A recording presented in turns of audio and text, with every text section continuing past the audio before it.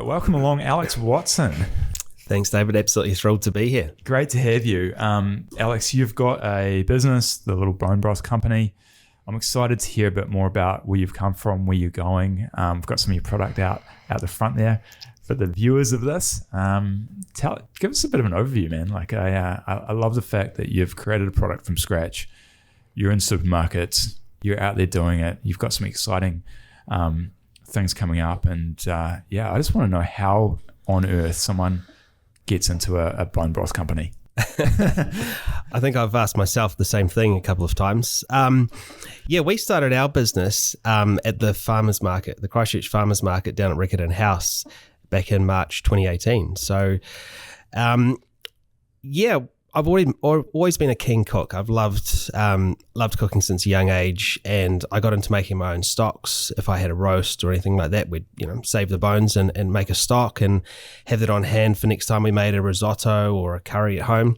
And I really liked doing that. And then a friend of mine, a nutritionist in Australia, said, "Well, why aren't you making bone broth?" And I sort of said, "Well, what's that?" And she explained the process. It's just about cooking that stock or those bones out for a longer period of time. So I started playing around doing that. And I had a corporate job at the time, and I would take along my bone broth, heat it up at morning tea time, and have a cup of bone broth when everybody else was having a cup of coffee, and certainly got a few sideways looks. And to be honest, it didn't look or taste very good. So I didn't blame people. The first iterations of my bone broth weren't great. Then, my wife Catherine suggested that why wouldn't I put it in a jar and potentially take it along to the farmers market, which is something we'd always enjoyed doing, going to the farmers market on a Saturday morning. And so we did. We applied. They have a really good process there where you can't just turn up and sell anything. You have to, go along and meet them and show them your product. And they said, "Yeah, we'll give you a shot." So we went down on a Saturday morning, and I was absolutely petrified.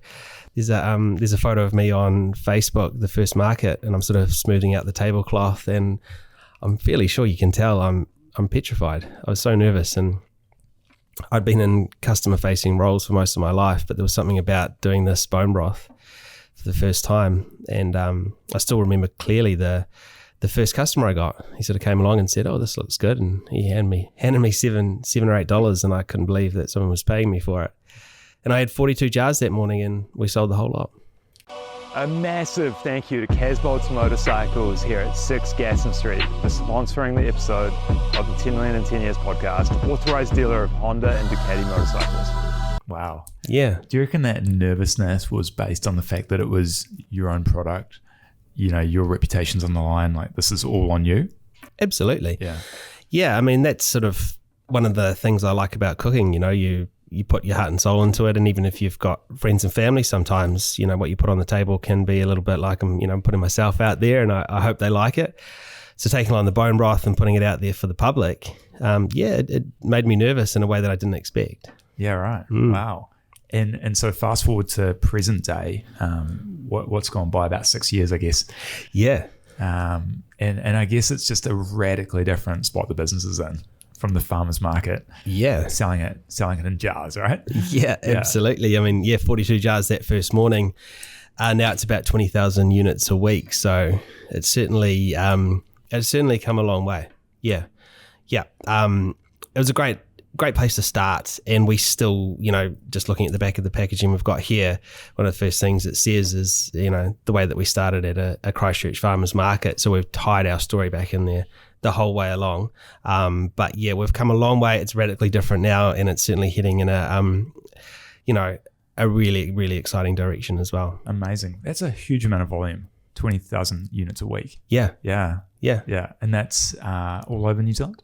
That's all over New Zealand, yeah. We're all through foodstuffs particularly, so right through both islands. We've got lots of amazing little independent retailers, and we're just really excited to look at getting into the export market as well. Amazing. Yeah. Yeah. Do you do much online through? Yep. We've got our Shopify site as well. That ticks along really well. We haven't had a huge sort of budget to spend on online marketing, but we're going to look at ramping that up over the next few months as well to really start to grow that side of the business. Yeah, and when you say export, we're primarily referring to? It's interesting because export is tough. It has a whole lot of challenges, particularly with food, particularly if you're dealing with chicken, to be honest. Beef could be easier. Our kitchen, as we are now, wouldn't be able to be licensed for export for any old country because every country has their own sort of specific requirements. And so I think what we're going to do is really work out the best place to try and export to first, which would naturally be Australia. And then kind of work backwards from there. Have we got someone who would take it? And if so, then we can get our ducks in a line for being ready to export to Australia. But we've also got a really exciting opportunity for Hong Kong too. So I think we need to get really specific about where we're going to go, and then do the work, which would take a good year, maybe even two, but it'd be certainly worth the hard work. Before we get into the episode, I just want to say a big thank you to Tom Hardy for supporting this episode. Thanks, Dave. I absolutely love what you're doing, and thank you for having me be a part of it. Tell us a bit about this new sign. Mate, it's all about the people. I've loved making the move and getting great results for our clients. Wicked. Let's get into it. Yeah. What's the Aussie market like from a competition standpoint? Bone broth's really big in Australia. They love it, and they have bone broth cafes. People understand bone broth not a lot better, but a bit better than I think we do here in New Zealand. And in saying that, I think Kiwis understand and appreciate bone broth a lot more than they did when I first started 6 years ago. But in Australia, it's really big. And I think there's an opportunity there for us, but we need to do some work around it, because one of the things that we say here is that we offer a New Zealand made product, and it gives people the options, because a lot of the stocks, especially the stocks in the supermarkets, are made in Australia. So I'm here waving up and down saying, hey, look, buy the New Zealand made thing. I can't presume that when I take this product to Australia, that Australians wouldn't be looking at it and going, well, why would we buy New Zealand made when we can buy Aussie made? So yeah, I still think there's an opportunity there. Yeah, I guess from a wider lens, from an international perspective, New Zealand has got a great brand, and so I guess there's that positive feature, especially when you look at other markets like Hong Kong, for example. Like, how good?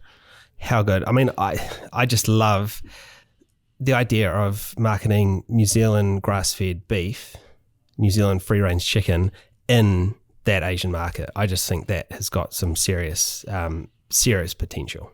Yeah. Totally. Yeah. What about the States? What's that like? Yeah, I was talking to a chap the other day they have a pet food company here in New Zealand, and they're actually looking at setting up a manufacturing facility in the States.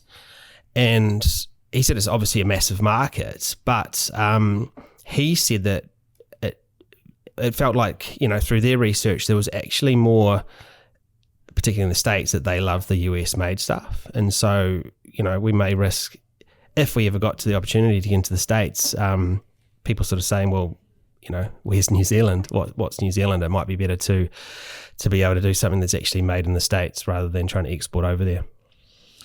Yeah, right. Wow. It's definitely something I've noticed a bit more since getting to know you, and just I've seen content come up online about bone broth chat in the States specifically. I guess there is a movement. There's more awareness for the product, and it is something that's emerging. Is that correct? Oh, absolutely. Yeah, I think it's huge in Australia, but in the States, it's next level. Yeah. There's a company called Ancient Nutrition, which is really worth a look. And they did a capital raise a couple of years ago and raised an eye-watering amount of money. And they've taken the likes of bone broth and collagen and put them into sort of a range of supplements and made it really, really, accessible and easy for people to include them in their diets. And they have an amazing website, and just, like I say, huge amounts of money involved. So there's a massive market for it there for sure. Yeah, right. So speaking of capital raising. Yeah. Yeah. Yeah, we're sort of mid-capital raise at the moment. Man, that's exceptional. I guess I just love anyone that's growing, that's doing things that are a bit scary, a bit daunting. Like it's inspiring. I just love hearing that kind of thing going on. So what was the path to getting to that point of deciding to raise capital? So we're getting to the point in our kitchen, because a lot of what we do is still pretty manual. we're needing to get into some semi-automation or even some automation, and there's some amazing machines that would, increase our efficiency and productivity dramatically, but none of them come cheaply. So we were sort of going through the process of looking at how we would take on the debt to fund the growth and buy the machinery to start.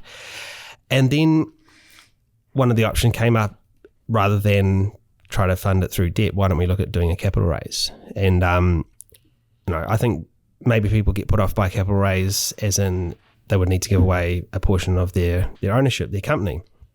But for me, I sort of looked at it on the reverse. I want to bring people in and have some help, some support, some like-minded people in the room, because I've kind of done everything up until this point on my own, and there's been a huge amount of learning for me as we go along.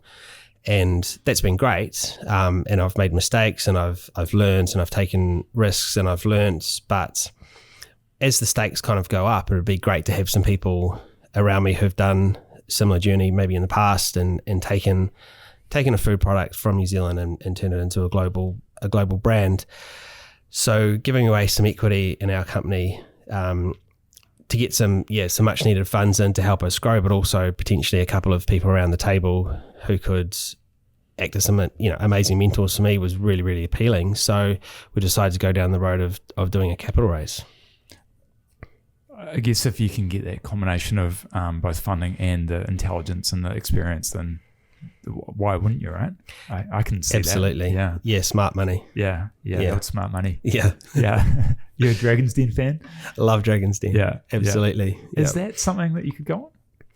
I suppose so. Yeah, they sort of they do run some competitions in the food sector, even through foodstuffs, and I think it ends up with the sort of the top few contenders going into a Dragon's Den type of scenario. So yeah, right. Is there even a New Zealand Dragon's Den?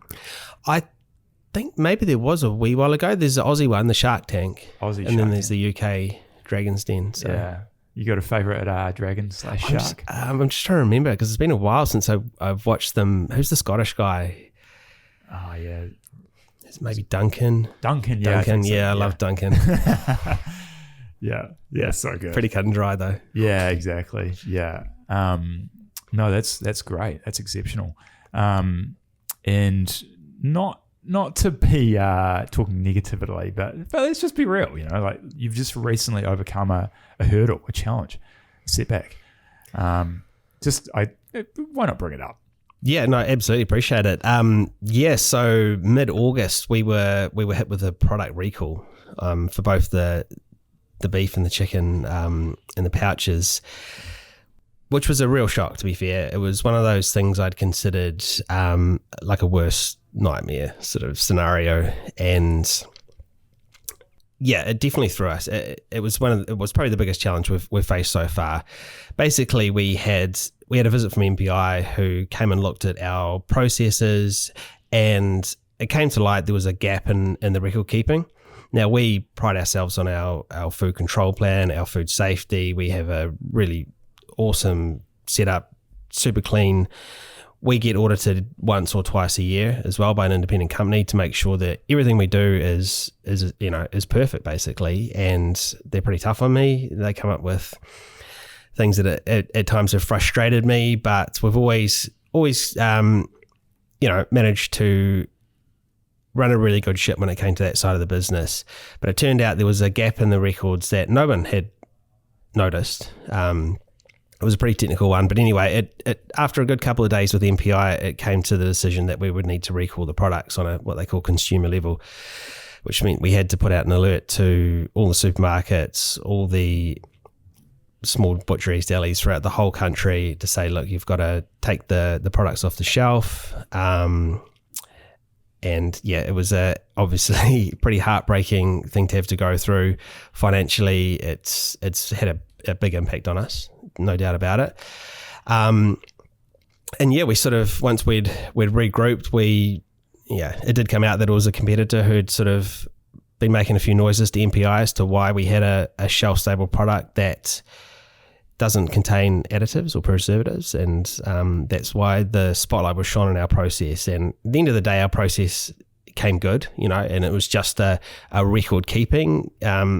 addition that we've included now, and so we're not doing anything different with our broths. It's just because we don't have those preservatives, there's a little bit of an unknown even for MPI. But look, we got out in front of it on the Friday evening, and we put a Facebook post up, and the amount of support and messages that we got just absolutely blew us away. It was so incredible. Wow. And it really proves that there's a real need and a following and a demand for good quality products that don't have the additives and the preservatives. Like it's reinforced to us, as hard as it was going through that recall. It's reinforced to us that what we're doing it's needed, it's wanted. People love our products, and it was overwhelming the amount of messages we got of support. So I'm incredibly grateful for that.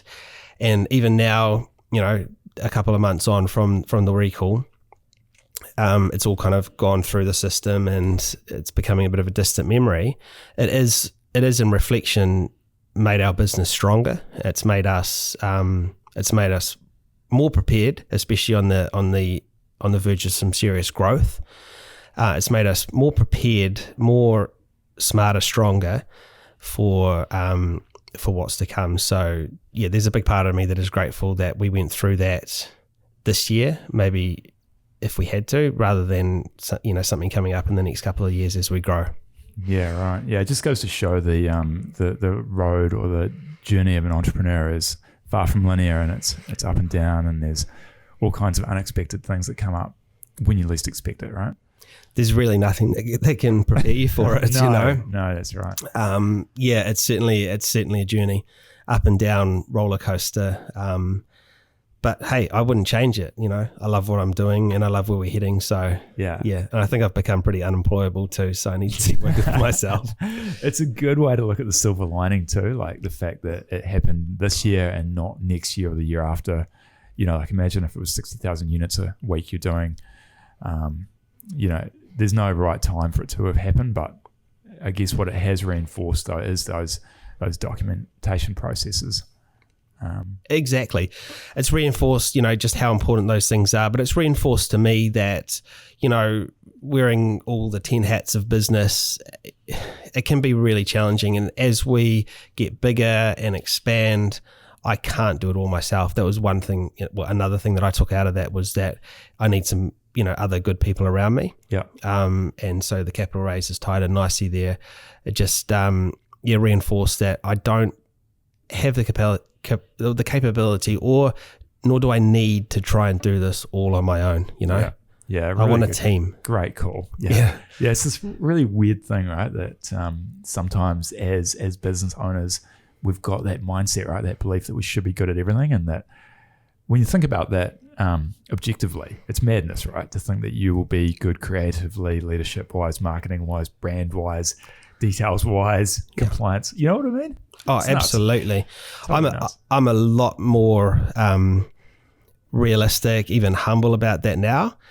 But when I started, I thought that I just had to be, and even if I wasn't, and look, there's nothing wrong with the fake it till you make it mentality, but I was digging myself into a hole by thinking I needed to be an expert in everything. And I didn't sort of allow myself the ability or opportunity to say, I don't know what that is, or can you help me here, or I'm a little bit lost. I just felt like I couldn't have that chink in my armor. Yeah. Which when I look back on it now was silly. But that was my mentality at the start. And so as I go along this journey, I become more and more happy to put up my hands and say, I don't know. I don't know the answer to that. Maybe that's part of the Kiwi psyche, right? The do-it-yourself, the, sort of don't show vulnerability. When I went and saw Stephen Bartlett, Diary of a CEO, speak in Auckland, that was one of the big takeaways. It was, engage more people. Use more people, work with more people, and whether that's from like an employer standpoint or a joint venture standpoint or just consultants, contract, whatever, it doesn't matter, right? Yeah. Just get more people involved. Yeah, I remember you mentioned that when we first met actually, and I've been thinking about that. It's a really interesting point. It comes at the whole mastermind group. At times along this journey, I've probably considered that a little bit not painful, but I can be bothered, having to run everything past other people and bring other people's thoughts and ideas to the table and compromise. But now it's something that I absolutely embrace. I've got, 3 or 4 serious business mentors that I work with now and just value their input. It's just so good. Yeah, amazing. Yeah, I think I've mentioned this example many times on the podcast, but, shout out to Toby, the producer. He is the one that produces this, takes the files, cuts it up, posts it. And, I guess as an individual that's not necessarily great at those things, being able to work with Toby is just game changing. Yeah. So good. Yeah. There's no need for me to do it all. Yes. So I love it. Yeah. Yeah. Mate, it's an interesting trajectory you're on. This is exceptional. With the capital raise itself, so have you been working with I don't even know who you go to. Is it like an investment bank or one of the big consultancies? We've been working with a small Christchurch-based broker. Oh yeah. And it's been really good. Like, it's all new to me, so yeah, there's a whole lot that I've had to learn in a pretty quick, short period of time. But I've also had the support of the broker, who is hopefully actually going to stay involved in the business after the capital raise as well, because realised, working through the numbers and preparing forecasts and cash flows for potential investors, once again, it's not in my wheelhouse. And so as we grow, I need to be realistic and know that we have to be across the stuff. And having someone like Eddie working within the business on a part-time basis is going to be really, really valuable. So yeah, it's been a learning process for us getting this cap raise underway. We got an interview with MBR that came out a couple of weeks ago, which was really great because we got a whole lot more interest off the back of that outside of the databases that we had. And so, yeah, we're hoping that we can potentially close something out by the end of this year or maybe into next year. Place some orders for some machinery that takes a good 6 months to get out here to New Zealand.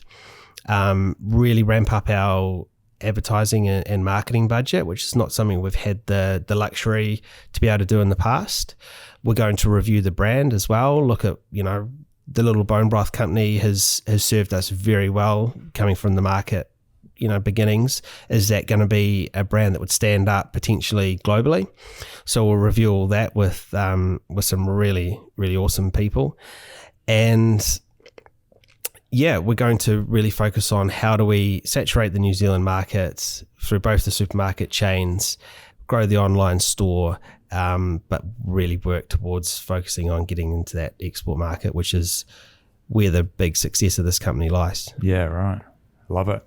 I guess this podcast, I love being able to bring awareness to opportunities or to showcase cool people doing cool stuff, right? So if someone's listening to this, what would you say to them as a prospective investor or a partner? What would be the next steps? Would it be to go through the broker? Yeah, absolutely. I mean, anyone can get in touch with me. Just send me an email, give me a phone call for sure, or reach out on Facebook, find the broker. I mean, we've prepared a pretty awesome looking IM, information memorandum, with all our forecasting, all our P&Ls to date, the plans we have for the business, the plans we have to use the capital that we raise. Be more than happy to share that with anyone who was keen to have a look, for sure. Amazing. Yeah. I absolutely love, whether it's people that have listened to the podcast or come to one of the events, but hearing and learning about deals that have been done as a result of this little community that I've started. It's so good, so satisfying. It's unbelievable. Absolutely love it. Yeah. It's so good. It just validates my mindset and reason for doing it. Yeah, absolutely. And, going through a process like this is once again just, broken through another ceiling for me. Talking about we're looking to raise $1.5 million. And, for me, that's a huge amount of money, really life-changing for our business. And it's funny the amount of people we've approached, and that's so far below their minimum investment. It's just wow, okay, so we only invest in $100 million companies.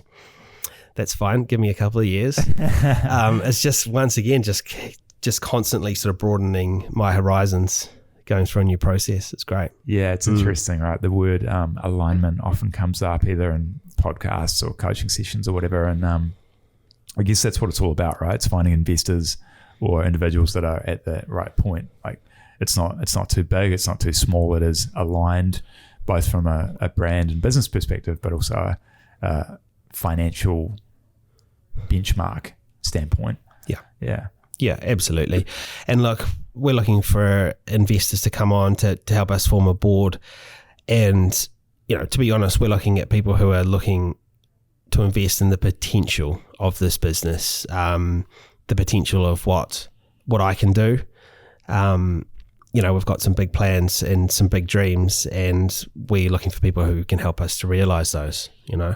Yeah, love it. Yeah, it's really, really exciting. Exciting times. What have you learned since starting the business? Has anything jumped out at you as like not a hack, but well, not a shortcut or anything like that, but just like either through like a habit or a methodology or anything that you've experienced as an individual that's perhaps taking you to a new level, whether it's through like I don't know what I'm looking for here. Is there anything that jumps out?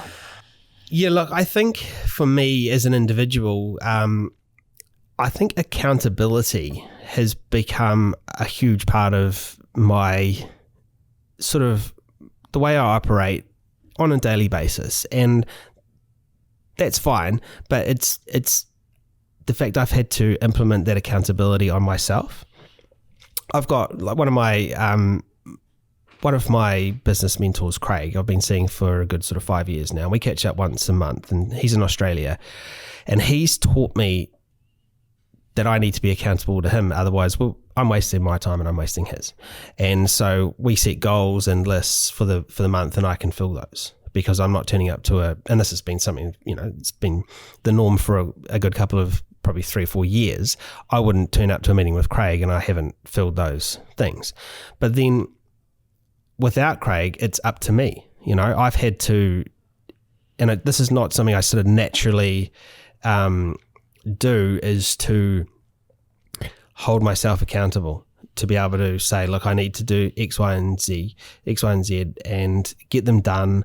And even the things that would be very easy to put off, and if I did put them off, no one's going to have me up apart from myself. So I've had to really learn the discipline of getting stuff done, tackling the hard things, sending the hard emails, making the hard phone calls, because if I don't do it, well, yeah, there's going to be repercussions down the line, but I'm not going to have a boss knocking on my door saying, hey, have you made that phone call yet? So that's not the motivation. The motivation has to come from within. So I think for me, this is the first time I've been self-employed. It's been a good 6 or 7 years now, but that's still something that doesn't happen naturally for me. It's certainly becoming more of a habit, but I think, holding myself accountable and then realizing what I can achieve by doing those, those mundane tasks, those important things, what I can actually achieve above and beyond that as well. So, yeah, that's the irony, isn't it? They're often the important ones. Those things that we can be prone to kicking down the road. I know for myself, and that's why I sort of work with a coach consultant as well. And I don't want to be showing up to those monthly meetings either, empty-handed. I just look dumb. Look like what's the point in paying the money and not committing, not following through? I think that's the blessing and the curse of ownership, isn't it? There's no boss, but there's also no boss. Yeah, exactly. And it's taken me a while to sort of get my head around that and just how important it is to be my own boss, but good and bad. Yeah. It's just funny how those things that we are likely to procrastinate on are usually the needle movers, right? They're normally the ones that will actually cause significant growth. Yeah. So it's one of my ongoing fascinations, right? Whether it's those monthly sessions or if it's like I've got a few different groups, like a few different accountability groups. Got this Monday list that I send through to a couple of friends. Got this other BC night group, and I think just creating a bit of a game around it, I think that can really help. Yeah. I think being around other like-minded people also helps. Yeah. So if you're all sort of heading towards your own path, but similar trajectory, I guess. I think that all helps as well. Absolutely. Yeah. Yeah. It's just human nature, I guess, not to do the hard thing though, isn't it? Yeah. You know, we're designed for comfort. We're designed to not search out danger. So Definitely. yeah. Interesting. Yeah. What's your prediction for the next year if we were to sit down in October 2025? Where do you think the business will be at? Where do you think you'll be at? If you were to grab a crystal ball, make some predictions. It's interesting because I actually wrote it on the whiteboard in the kitchen earlier this year that 2025 was going to be our year. And I don't know if I reverse manifested this, but it's certainly made 2024 challenging. It's been a real foundation building year for us, and even the likes of the recall, as I mentioned, we've had some stuff that we've had to tackle and almost get out of the way, which we've done this year, and touch wood, paves the way for a really, really exciting 2025. As I said, if we can have a successful capital raise late this year or early next year, it sets us up to, we're going to 10x our online presence in terms of our marketing. We're really looking to ramp things up. We are potentially going to undergo a brand review. We've had a review with Progressive, so the Woolworths supermarkets, which we will find out about next month. And if we were successful there, we would launch our products into their stores in March next year, which would pretty much, 2x our supermarket presence overnight. We've got a new product coming out as well. We've got our stock pot versions of the beef and chicken, the single serve concentrates, which we've been working on for over a year now, and we're so happy with them. They've come out fantastically well. So there's a lot to be excited about for 2025. If we were sitting here in a year's time, I would like to think that we'd crack the Progressive supermarket chain, that we were well underway for a strategy to have our first export products going out. Maybe not next year, but a strategy well underway. It'd be great to think that we had a couple of really awesome investors on board in the team. We'd form a board, have some new machinery, up our productivity. Yeah. And so the 20,000, would like to think would start to become maybe 50,000. 50,000. There you go. It's on record. It's on record. It's going to happen now. Yeah. Absolutely. What kind of automation and equipment? Where do you even get that equipment from? Is it Australia or further afield? So we're looking at a really awesome pouch filling machine. Quite a big piece of machinery, and that will come ex-China. Oh yeah. Yeah, but from a company here in Auckland as well, just so you've got that sort of assurity that it's going to be fit for purpose in New Zealand, and if there's problems, there's a touch point here in New Zealand. And we're also looking at some really large kettles. So the pots we use at the moment are big. They're 180 litres. These ones will be about 500. Wow. Yeah, and they're actually coming from Denmark, of all places. Yeah, right. Yeah. Wow. So really good, high-quality equipment. Wow. What do they use them for over there? For broth as well? Or I presume so. I mean, obviously, large restaurants, etc. Food service, that kind of thing. So yeah. I mean, you can get bigger as well, but they sort of become sort of vats, and you need cranes to operate them. So we'll take the interim step for now. Man, how good! Exciting stuff. Have you got a favorite book or two? Have you got? Yeah, absolutely. I mean, Atomic Habits, and I'm sure a lot of people will bring this up, but it's been it's been key with what I said before around the accountability for myself. A book like that is, it's not a hugely long read, but it's one I've got through a few times now. I find that really, really, really valuable. It's interesting coming and seeing a photo up there of our mate Steve Jobs. I was going to say Steve Jobs. I just love Steve Jobs, and his biography, Walter Isaacson, really resonated with me. I read it a couple of times. The first time I was I don't quite understand him. And then I felt I kind of got to know him a lot better, and really really resonate with Steve Jobs.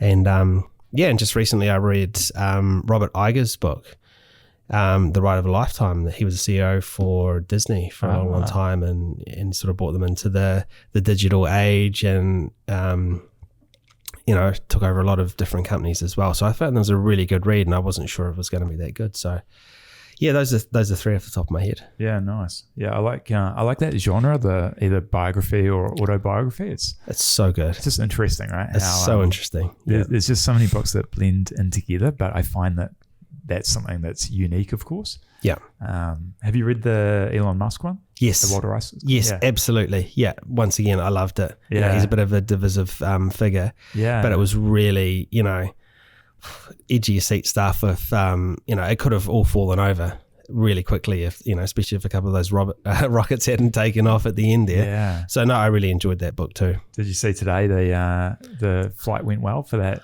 I know, I didn't actually. The big, I don't remember the name, but the big one. Right. Awesome. Caught it. Have you seen the mechanism? Oh, yes. It's crazy. It's crazy technology. It's like off a movie. It really is. Yeah. So it was like the first attempt in it. I think it went to plan. Yeah. So amazing. Yeah. Oh, it's incredible. Totally crazy. But I think there's a reason why Atomic Habits, I think it's one of the, if not the best-selling business non-fiction of all time, I think. Could be wrong on that one. Yeah, no, I think I've heard that. It wouldn't surprise me. Yeah, it's for good reason, right? Yeah. Yeah. Yeah, it's so valuable. Incredibly easy to follow. That whole premise of just starting with the smallest possible action step. Yeah. Gold. Yeah. Yeah. Yeah.